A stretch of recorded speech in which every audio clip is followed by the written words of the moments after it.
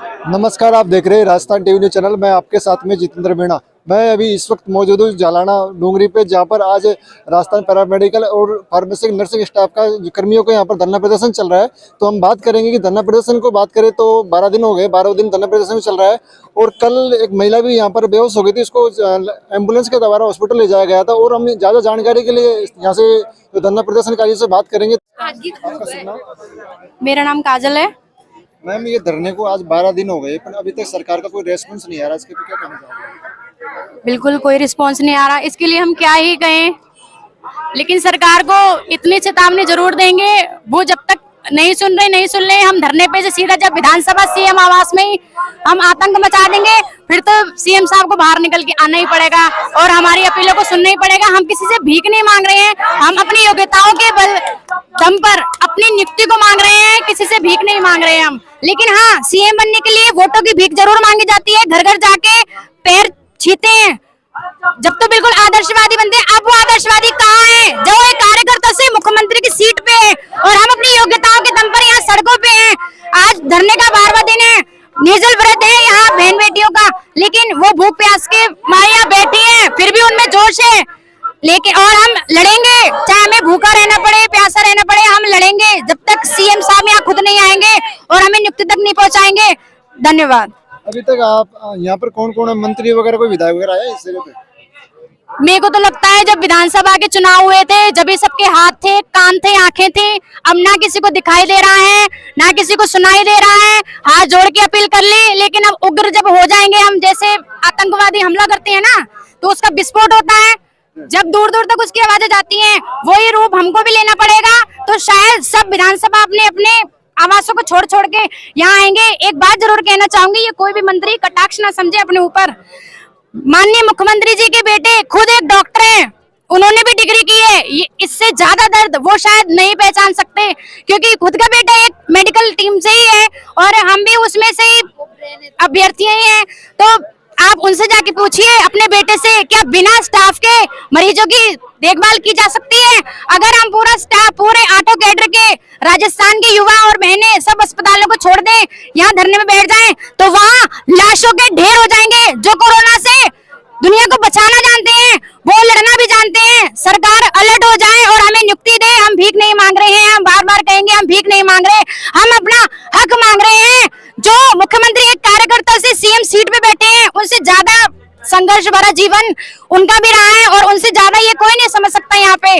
तो धन्यवाद, आप हम अपने चैनल के माध्यम से हमारी आवाज को सीएम हाउस तक पहुंचाएं, उनके गृह जिले जवाहरनगर तक पहुंचाएं, तो उनके कान जो बंद हो चुके हैं वो खुले, वो जागे जो गहरी नींद में, और हमें नियुक्ति पहुंचाएं। धन्यवाद। सर, मेरा नाम सियाराम डोडवाड़ी जी सर, आज यहाँ पर 12 दिन हो गए धरने को, पर लेकिन अभी तक कोई विधायक या कोई मंत्री वगैरह यहाँ पर मुलाकात किया? नहीं, कोई भी नहीं आया, न तो कोई विधायक आया, न कोई सरकार की तरफ से अधिकारी आया, न कोई मंत्री आया। हम लगातार 18 जनवरी से अब तक यहाँ पे धरने पे बैठे हैं और हम आगे तक भी बैठे रहेंगे जब तक हमारा कुछ वार्ता का नहीं हो जाता, हमारे को नियुक्ति नहीं दी जाती, तब तक हम यहाँ बैठे रहेंगे। आपने काफी विधायक मंत्रियों को ज्ञापन दिया है, उसके बावजूद भी सरकार का मंत्रियों को रेस्पॉन्स नहीं आ रहा, नजर नहीं आ रहा। हमने विधायक को भी दिया है, सरकार जिलाध्यक्ष को भी दिया है, बीजेपी जिलाध्यक्ष सीएम को भी दिया है, मंत्री सबको हमने ज्ञापन दिया है, अधिकारियों को भी दिया है। हम लगातार 2022 से ज्ञापन, 2021 से ज्ञापन भर्तियों के लिए संघर्ष करते आ रहे हैं। हम लास्ट मोड़ पे खड़े हैं, हमारी सिर्फ नियुक्ति पदस्थापन बाकी है, जिसका हम इंतजार कर रहे हैं। तो हमारा माननीय मुख्यमंत्री और माननीय सीएम साहब से निवेदन है कि इन युवाओं की तरफ ध्यान दें और हमारे को नियुक्ति प्रदान करें। क्या आपको भजनलाल सरकार के ऊपर पूरा विश्वास है? देखो, भजनलाल जी सरकार पे हमें पूर्ण विश्वास है। जिस हिसाब से उन्होंने कार्य कर रहे हैं, उनके कार्यों पे विश्वास है कि हमारी भी पुकार सुनेंगे और हमें को नियुक्ति देंगे। आपने सुनने में आया कि अपने सरकार को 48 घंटे का अल्टीमेट दिया आपने। बिल्कुल, आज हम इसके बारे में रणनीति करेंगे। धरने स्थल पे हमारी जो कोर कमेटी है वो रणनीति करेगी और आगे की जो अल्टीमेटम की है वो शाम को हम डिसाइड करेंगे। मैं ये कहना चाहूंगा कि हमें 8 कैडरों के अभ्यर्थियों को बैठे हुए यहाँ 12 दिन हो गए, आज ये 12वां दिन चल रहा है। एक तरीके से हमारा 12वां ना हो और सरकार का 12वां हो जाए, इसको लेके हम 48 घंटे या 72 घंटे में प्लान बनाएंगे, क्योंकि 11 दिन तक तो हमारी कोई बातें सुनी नहीं गई। आज जरूर डेलीगेशन बुलाया है, वो शाम को जाएगा, उसके बाद क्या होता है, हमारा डेलीगेशन हमारे पास क्या बातें बताता है कि ये बातें हुई हैं, इसके बाद क्या डिसीजन होगा वो बात बताएंगे। सुनने में आया कि आपको आपने 48 घंटे का अल्टीमेट दिया है सरकार को। नहीं, ये डेलीगेशन जाएगा शाम को, उस डेलीगेशन में क्या बात होती है, हमारी मांगों पर कितना विचार किया जाता है, कितनी % हमारी बातें मानी जाती हैं, उसके बाद डेलीगेशन आएगा, सबसे बातें होंगी, फिर हमें विचार करेंगे। आपका शुभ नाम सर? अनुराग नेहरा मेरा क्या नाम। कहना चाहोगे सर इस मामले को लेकर? सर पिछले 12 दिन से हम यहाँ बैठे हैं, भूखे प्यासे बैठे हैं। 18 तारीख को सुबह आकर के बैठे थे और एक प्रण के साथ बैठे थे कि जब तक नियुक्ति नहीं मिलेगी तब तक हम यहाँ से उठेंगे नहीं सर। और आज कल हमारी एक बहन थी वर्षा कुमारी, जो यहाँ धरने पर बेहोश हो गई थी। तब जाकर के सरकार को होश आया है कि यहाँ पे राजस्थान के कोने कोने से आए हुए जो चयनित अभ्यर्थी हैं 20,546 जो यहाँ बैठे हैं, उनकी एक ही मांग है कि पहले हमारा मांग पत्र स्वीकार किया जाए। इन अधिकारियों को पता नहीं किस बात का घमंड है, इनको हमारे हो सकता है कि हमारी शक्ल पसंद नहीं होगी, हो सकता है कि हम बेरोजगार हैं तो ये मिलना नहीं चाह रहे होंगे, लेकिन हम इनको बताना चाहेंगे कि ये ताकत वो ताकत है जो सरकार को लाई है और सरकार को बिगाड़ने का भी काम अगर ऐसा किया तो लोकसभा में कर देंगे हम लोग।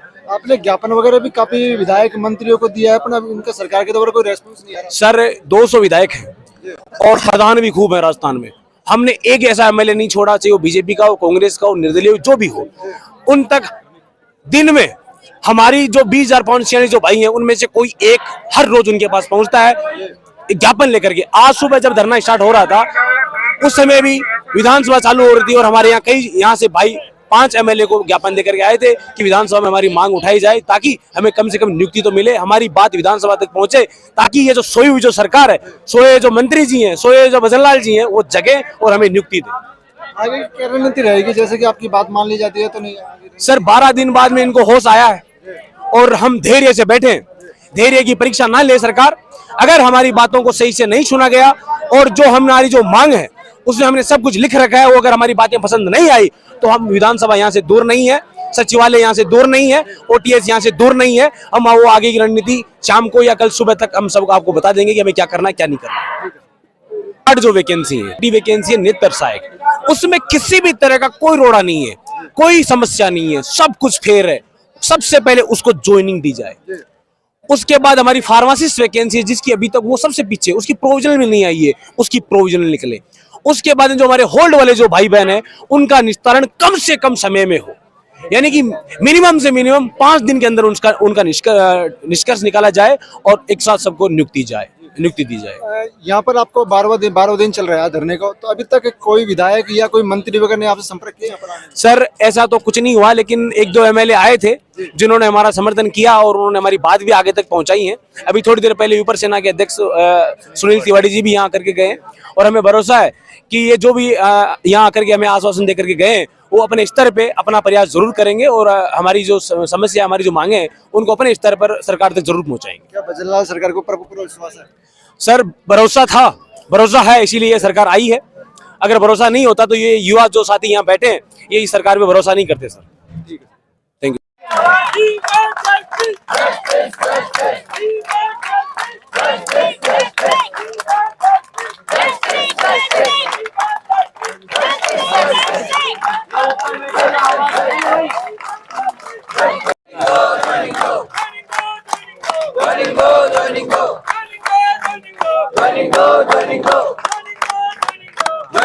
Joining go.